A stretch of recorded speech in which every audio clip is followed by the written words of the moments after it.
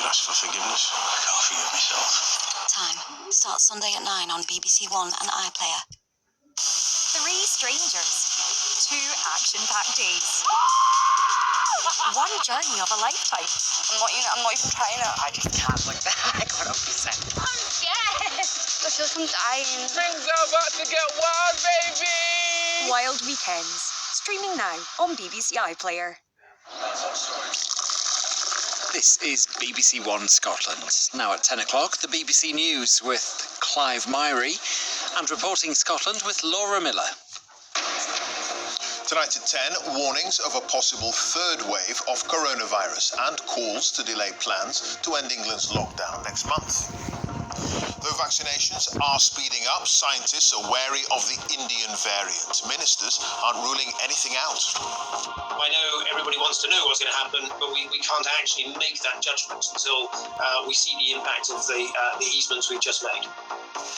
But many businesses say they need clearer guidance now, also tonight. With tenants in rent arrears, there's concern as the coronavirus ban on evictions ends tomorrow. After plummeting birth rates, China changes policy again.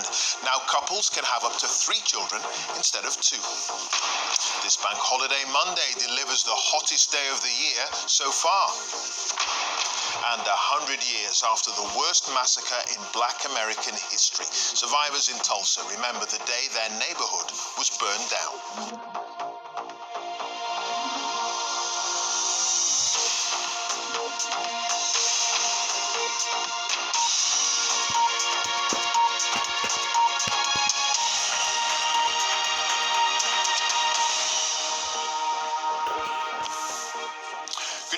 Some scientists advising the government on coronavirus are calling for the lifting of the final lockdown restrictions in England due on the 21st of June to be postponed. They say they're concerned about rising infection rates due to the Indian variant. Ministers warn that the government cannot make a final decision for another 2 weeks, but some businesses argue they need clarity now. Here's our health correspondent, Anna Collinson. It's one of the biggest rugby stadiums in the world, but today thousands have been encouraged to come to Twickenham for their coronavirus jab. It's been really good, yeah. I thought the queue was quite long, but it moves quite quickly, and everything seems really organised. I just sort of want the whole country just to come out of lockdown, hopefully 21st of June. So the more people vaccinated, the better. So doing our part, really. This afternoon, it was announced anyone aged over 18 could come and get their jab, which organisers say contributed to these long queues. Almost 3/4 of adults in the UK have now had a first dose. Hounslow's Public Health Service helped organise this event as they're concerned some of those who are most at risk have not yet been vaccinated. We have, in the matter of 4 or 5 days, pulled this event together so we can vaccinate up to 15,000 people in one day. The reason we've chosen such a big event is because we can socially distance people, we can safely get that many people through the stadium. Twickenham's location is also significant. It's close to Hounslow, an area which has seen a rise in the variant first detected in India.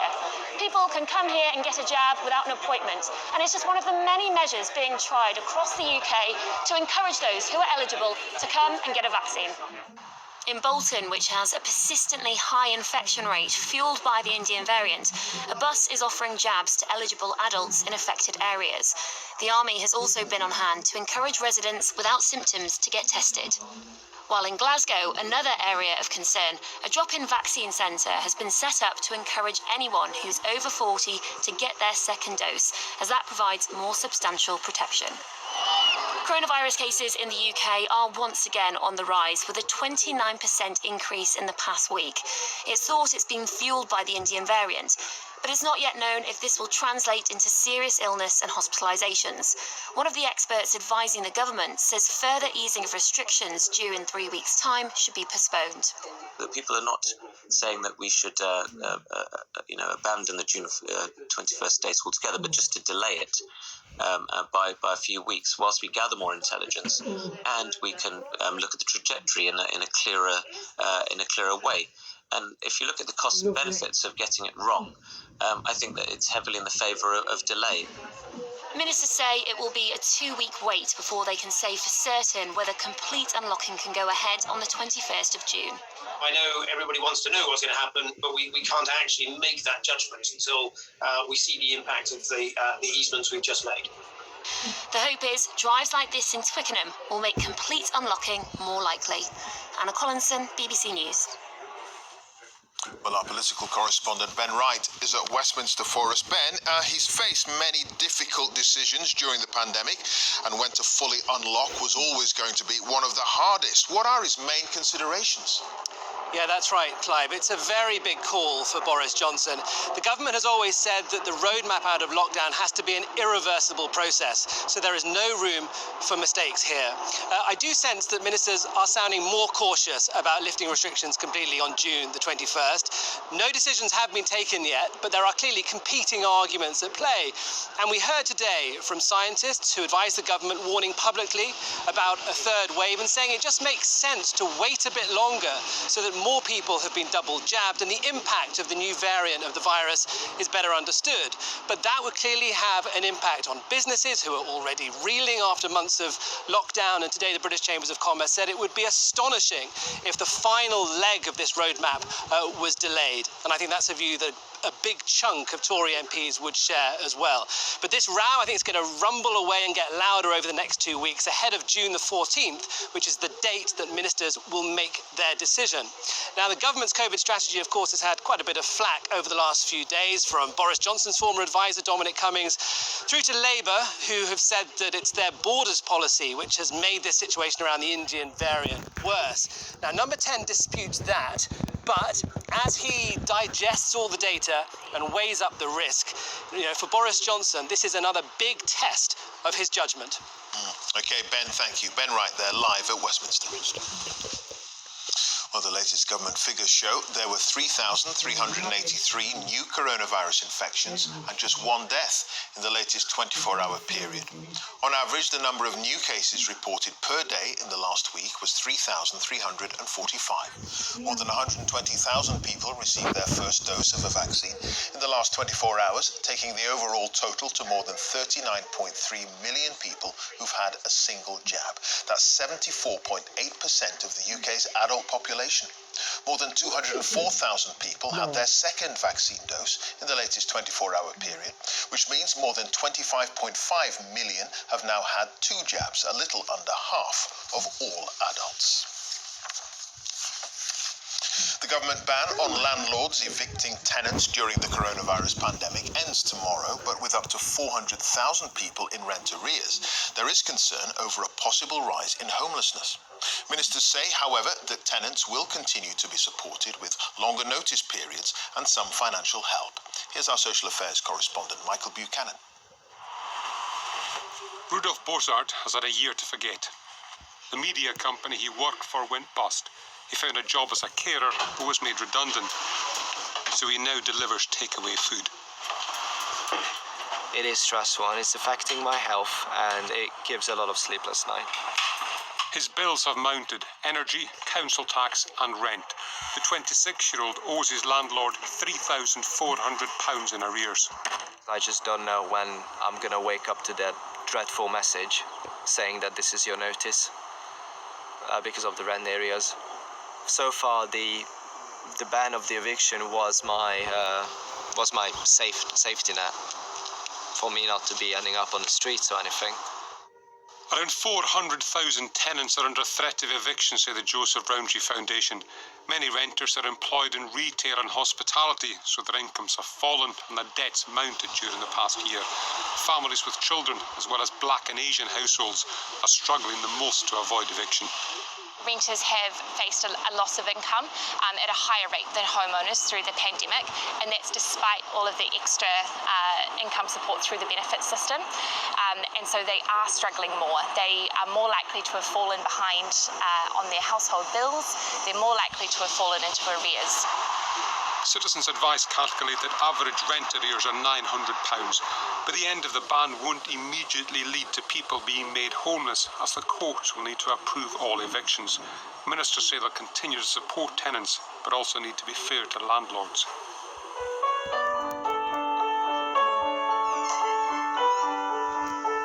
Candy Richards says she's lost £9,000 in rent on the house she lets out. Her tenant hasn't paid her in 18 months. She told him she wanted him out before the pandemic, but the ban left her powerless to remove him. The eviction ban, what it did do was safeguard tenants who actually had just decided to stop paying rent or were committing antisocial behaviour, because there was no distinction between those tenants that couldn't pay and those tenants that wouldn't pay. Ideally, Rudolph would like a role in media, but any job that covers his rent would do. He can't move elsewhere as he's no savings and a plummeting credit rating. A catch-22 that many tenants are currently facing. Michael Buchanan, BBC News, Essex. The Scottish National Party MP Joanna Cherry has resigned from its National Executive Committee. Ms Cherry says she's leaving over what she calls issues of transparency and scrutiny in the party.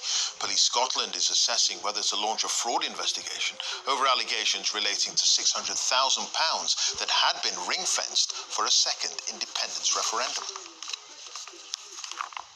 The authorities in China have announced that couples will be allowed to have up to 3 children, raising the limit from 2. It follows census figures showing a steep decline in the birth rate. 5 years ago, the Chinese Communist Party had to abandon its one-child policy for the nation implemented in 1976, which aimed to limit population growth. With more, here's our China correspondent, John Sudworth. The announcement may have looked a little mundane, but the news was momentous. Chinese women can now have 3 children. For decades, China's one-child policy was brutally enforced, with millions of involuntary sterilizations and abortions. It was not only cruel, it was a disaster. China doesn't have enough young people to sustain its economy, and the 2-child policy brought in 5 years ago has made little difference. I think the concept of the one-child policy. Mei Fong, the author of a book about China's birth control policy, says the latest change doesn't go far enough. It should have been gone yesterday. The fact that it's still there in some form is a testament, I think, to the failures of Beijing to fully acknowledge the mistakes. You have a nation of really aging, lonely people who have been massively terrorized in a way by this very, very traumatic and at the end of the day, very unnecessary punitive family planning policy. China once estimated that its harsh controls had prevented 400 million births. But this is a change being driven not by a belated recognition of women's rights over their own fertility, but by economic need. The trouble is, few women want a second child, let alone a third. 2 is too exhausting, this woman says. We can't afford it, these women say. The government subsidies are not enough. This straw poll by China's official news agency says it all. Enthusiasm for a 3rd child saw more than 1,000 votes. But those completely ruling it out, 28,000. The survey was deleted before it got any worse. And while the policy's being relaxed across most of the country, in Xinjiang there's evidence the controls are getting tougher, with a dramatic drop-off in Uyghur birth rates, a decline China insists that's entirely voluntary. John Sudworth, BBC News, Taipei. It's the worst massacre in Black American history when exactly 100 years ago, up to 300 African Americans in Tulsa, in Oklahoma, were murdered. Yet the tragedy wasn't taught in local schools until just 20 years ago. Sparked by claims of an assault by a black man on a white teenager, white mobs rampaged through an affluent black area of the city, shooting, burning, and looting. A handful of survivors who lost everything are still waiting for compensation. Well, our correspondent, Gary O'Donoghue, is live in Tulsa for us tonight. Gary. Clive, the landmarks of racial violence and injustice against black people are well known down the centuries. From slavery to segregation and lynching to the assassination of Martin Luther King to the murder of George Floyd at the hands of the police. But what took place, the shocking situation here in Tulsa 100 years ago, remained largely untold for most of the 20th century. And the handful of survivors believe the injustice continues. My report contains some potentially shocking images. Before the destruction, they called it Black Wall Street. But in just 18 hours, a murderous white mob had razed a thriving black community to the ground, making 10,000 people homeless, with up to 300 black lives lost. Few dispute that it was the worst single act of racial violence in the history of the United States. I will never forget the violence of the white mob when we left our home. I still see black men being shot, black bodies lying in the street. I still smell smoke and see fire. Because of the massacre, my family was driven out of our home. We were left with nothing. So here is the basement room where people hid in. How many do you think came down here? At least a few hundred. Robert Turner is the Reverend at the Vernon AME Church. It was one of several burned to the ground during the massacre. The church was rebuilt with parishioners' money as the insurers refused to pay out. After the massacre, there was this movement by the white community to not ever talk about it because they knew they had gotten away with murder. They didn't want to ever bring it up, and any of the black people who brought it up, they were either killed, run out of town, or intimidated into silence. Not a single person was prosecuted for the murders, for the looting, or for the arson. Not one black family received a penny in compensation. It would take 75 years for there to be any official recognition that a massacre had taken place at all. While Tulsa unites to mark the massacre, there are divisions. That's meant the cancellation of a major concert, the survivors at odds with the city over who should pay them reparations. The Centennial is not about concerts, it's not about speeches, it's not about interviews. It is about focusing on the people that were harmed and doing everything in our power to make sure those people receive justice, respect, and reparations. But while the survivors continue their fight for compensation, some among the younger generation are finding the history just too much to cope with. It is so painful that I can't even live in this city. I just can't. But I have since moved to Atlanta, Georgia, which I consider to be, the new Black Wall Street. When the president comes here tomorrow, he will yet again address a shameful episode in the country's history. And with the murder of George Floyd still uppermost, many will wonder just how much has really changed in America over the past 100 years. Gary O'Donoghue, BBC News, Tulsa. The world number 2 tennis player Naomi Osaka has pulled out of the French Open following the controversy over her refusal to do media interviews because of the impact on her mental health. Yesterday, the 23-year-old Japanese player was fined more than £10,000 and warned she might be disqualified for not fulfilling contractual obligations to speak to the press. Well, let's get more now from Mark Edwards at the BBC Sports Centre. Mark, the player and the organisers, they just couldn't find common ground. No, Clive, and what we now know is that the four-time major winner has been suffering long bouts of depression since winning her first Grand Slam title back in 2018. She wrote on social media today that she never wanted to be a distraction to the event, but that she gets huge waves of anxiety before speaking to the world's media. In the last hour, the French Tennis Federation have issued a statement saying they were sorry and sad to see her withdraw, but are committed to all athletes' well-being. However, what remains, Clive, is that the reigning US and Australian Open winner has now said that she's going to take some time away from the court for now. Thank you. Mark Edwards there at the BBC Sports Centre. A former head of the CIA has told the BBC he has no doubt there's an urgent need for tighter controls of biological laboratories around the world to prevent another pandemic similar to COVID-19. General David Petraeus says world leaders need to address the issue at next month's G7 summit in Cornwall. With more, here's our World Affairs editor, John Simpson. We don't need reminding nowadays what a lethal and highly contagious virus can do to our world. Within weeks of its appearance in the Chinese city of Wuhan, COVID-19 had spread to almost everywhere on Earth. COVID and other dangerous viruses are studied here at Porton Down, Britain's top-secret centre for biological and chemical research. There are 50 or so top-level labs like this around the world, all of them tightly controlled. But there's another, lesser category of scientific laboratories right around the world which also deal with dangerous pathogens and diseases. There are literally thousands of them, so many that the international agencies simply can't keep a proper eye on them. It's just putting it in here, Hamish de Breton-Gordon is one of the top international experts on chemical and biological warfare. I met him in northern Iraq several years ago.